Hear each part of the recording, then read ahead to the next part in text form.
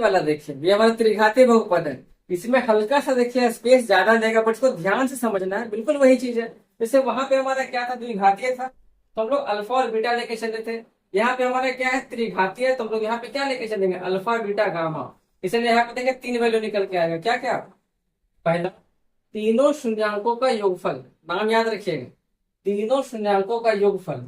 दूसरा, दो शून्यंकों का गुणनफल का मतलब प्रत्येक दो दो शून्यंकों के गुणनफल का योगफल। क्या बोले, प्रत्येक दो दो शून्यंकों के गुणनफल का योगफल। प्रत्येक दो दो मतलब पहला अल्फा बीटा, दूसरा बीटा गामा, तीसरा गामा अल्फा। तो प्रत्येक दो दो हो गया, अब उसका गुणनफल का योगफल, तो गुणनफल तो हो गया ना, अल्फा बीटा, बीटा गामा और गामा अल्फा, इसका योगफल। बीच में प्लस का साइन लग गया तो इसका योगफल हो गया। और लास्ट में हमारा क्या है, अल्फा बीटा गामा, यानी कि तीनों शून्यंकों का गुणनफल, जो कि -b/a होता है। इसमें आपको ध्यान ये रखना है कि माइनस देखिए हमारा पहला वाले में भी है और माइनस हमारा लास्ट वाले में भी है, बीच वाले में कुछ भी नहीं। इसको भी उसी प्रकार से सॉल्व करेंगे। तो जहां पे हमारा अल्फा बीटा था, यहाँ पे उनको क्या क्या लेके चलेंगे बताइए। एक्स इक्वल टू मानना पड़ेगा पहले अल्फा, फिर दूसरा क्या हो जाएगा बीटा, और तीसरा हमारा क्या हो जाएगा, एक्स इक्वल टू गामा लेके चलना पड़ेगा। ठीक है, फिर इसको जब एक तरफ लेकर आएंगे तो क्या बनेगा, x minus alpha equal to 0। फिर यहाँ पे क्या हो जाएगा, x minus beta equal to 0। और फिर यहाँ पे क्या हो जाएगा हमारा, x minus gamma equal to 0। तो क्लियर है ना, क्योंकि गुणनखंड है। अब यहाँ पे क्या है, वही सेम तुलना करना है, तो बोल सकते हैं कि ये वाला जो इक्वेशन है, इसी से ना ये सब चीज निकल करके आया है। a x³ plus bx² plus c x+d, इसको जब हम लोग तोड़ेंगे, लास्ट में हमारा जो वैल्यू निकल करके आएगा वो यही सबका गुणनफल निकल करके आएगा। और हम लोग के यहाँ पे एक स्थिरांक मान के चलते हैं कि k into x minus alpha, x minus beta, और यहाँ पे एक्स माइनस गामा। ठीक है, अब हम आगे देखिए सॉल्व करेंगे, थोड़ा सा बड़ा बनेगा, तो इसको हम लोग यहाँ पे नहीं उतारेंगे, बट आप समझ लीजिएगा कि ये चीज यहाँ पे ही उतरता हुआ जा रहा है। ठीक है, इसको फटाफट सॉल्व करते हैं। तो क्या दिख आएगा, यहाँ पे लेके चलते हैं कि पहले मल्टीप्लाई करेंगे तो क्या देखिए निकल के आएगा हमारा, एक्स इंटू, पहले दोनों में करते हैं फिर लास्ट में से करेंगे, तो क्या हो जाएगा ये हमारा x², ठीक है, minus alpha x minus beta x और प्लस अल्फा बीटा। ठीक है, और लास्ट में हमारा क्या बच जाएगा, एक्स माइनस गामा बचेगा। अब हम लोग इसके साथ मल्टीप्लाई करते हैं, थोड़ा आसान हो जाता है कि फिर यहाँ पे क्या हो जाएगा, ये x³ इसके साथ, फिर इसके साथ करेंगे गुना, तो थोड़ा काफी बड़ा बन जाएगा है ना, ये थोड़ा काफी लंबा चला जाएगा, इसको हम यहाँ से लिखेंगे।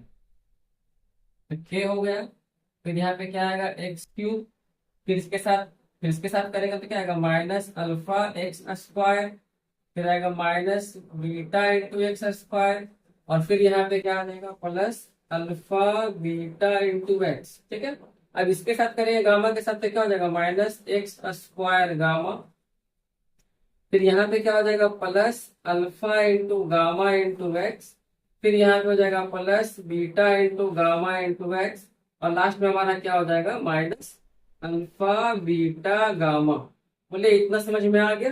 जस्ट हम लोग मल्टीप्लाई किए, ठीक है, पहले इन सभी में एक से मल्टीप्लाई किया और उसके बाद फिर गामा से मल्टीप्लाई, और हम लोग यहाँ पर सबसे पहले इन दोनों को लेकर के चले, फिर लास्ट में उसको लेकर चले। क्लियर हो गया। अब यहाँ पर जो देखिए कॉमन आएगा, हम लोग उस चीज को क्या करते हैं, कॉमन पहले ले लेते हैं।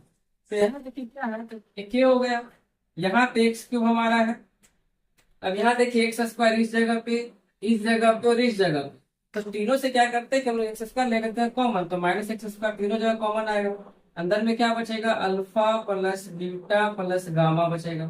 ठीक है, अब हम लोग क्या करते हैं, x कॉमन ले लेते हैं, तो x यहाँ भी देखिए प्लस में प्लस में प्लस में, तो हम लोग अब हम लोग यहाँ पे x को ले लेते हैं कॉमन, तो अंदर में क्या बचेगा, alpha into beta plus beta into gamma और गामा इंटू अल्फा। ठीक है, और लास्ट में हमारा क्या बचेगा, माइनस अल्फा बीटा गामा। मुझे समझ में आ रहा है ना, कमेंट कीजिएगा फटाफट, समझ में आ रहा है सर, आया समझ में। अब हम लोग फिर वही काम के से मल्टीप्लाई करके सबको आपस में तुलना कर देंगे तो निकल जाएगा वैल्यू। तो पहले के से मल्टीप्लाई करते हैं तो क्या हो जाएगा, k(x³ माइनस k इंटू हो जाएगा x² into alpha plus beta plus gamma. ठीक है, यहाँ पर ये जो है ऐसे हो जाएगा, फिर यहाँ पे k into x into alpha beta plus beta gamma plus gamma alpha. ठीक है। और लास्ट में क्या हो जाएगा यहाँ पे के इंटू अल्फा बीटा गामा। अब देखे चलेंगे, देखिए तुलना करते हैं तो क्या देखें, समझिएगा ध्यान से।